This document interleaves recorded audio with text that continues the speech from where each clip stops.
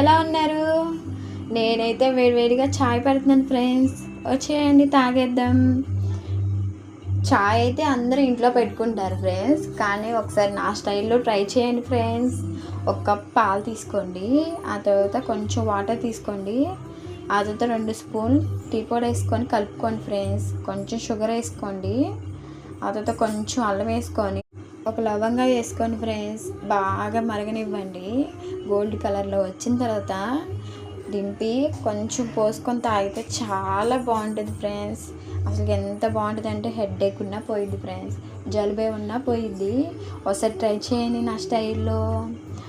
Evening టైంలో నాకులాగా ఎవరైతే చాయ్ తాగుతారో comment చేయండి.